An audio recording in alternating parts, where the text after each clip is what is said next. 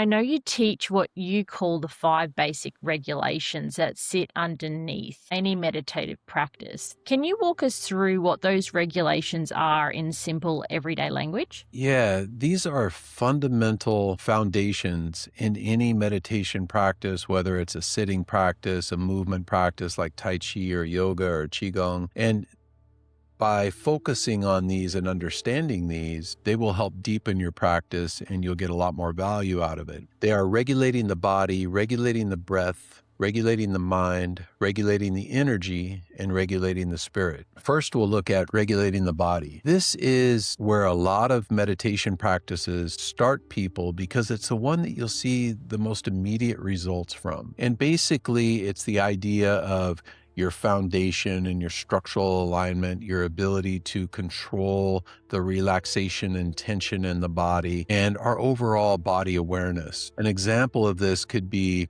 think of a time when you're sitting down at your computer and you've been there for 3 or 4 hours and your shoulders are rounded forward and you're feeling lethargic and maybe your neck's getting stiff.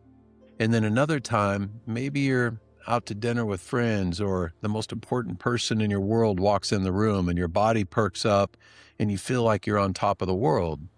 Well, these two different energetic states are we're in 100% control of all day, every day, in our ability to recognize when we start slunching or when we start kind of folding into these energy draining postures is a big part of our overall body awareness. Within this, now it's not just about the alignment and the tension, but on a little bit of a deeper level is maintaining some sort of muscular structure in the body. So we're supporting the joints through movement.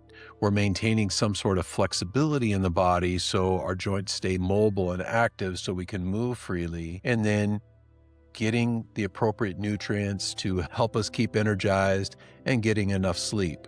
All of these are part of that body regulation. Then we have regulating the breath. And regulating the breath is a very deep topic. And in fact, Qigong is often referred to as the science of the breath because there's literally hundreds of different breathing strategies. We use these breathing strategies to control our physical, mental, and emotional well-being. Yin methods are often deeper, more holistic style meditations. An example of a yin breath would be if you've ever listened to somebody sleep, their natural breathing pattern is a longer inhale and a shorter exhale. And this is the body's natural way of bringing our conscious mind into our subconscious mind, which is where we are when we're sleeping and dreaming. And so if we want to tap into this inward style of energetic expression in our meditation practice, we can lengthen the inhales, add soft retentions at the end of the inhale to help bring that energy inward. And this is great for stress reduction, dealing with anxiety, with panic attacks. It's good for boosting our creativity.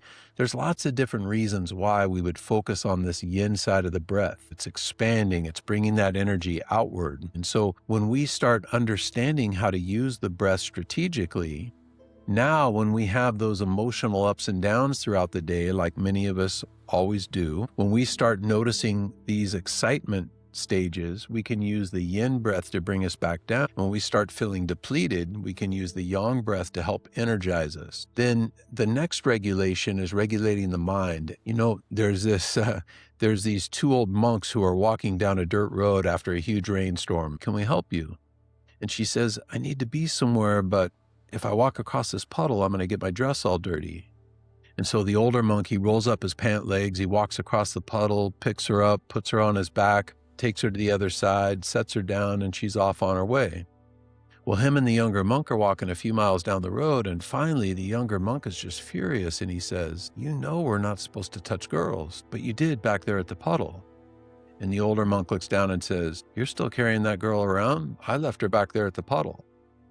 And how many times in life do we need to get 3 miles down the muddy road before we realize we need to let that thing go? So understanding how to regulate these imbalances in the mind is an extremely powerful part of our meditation journey.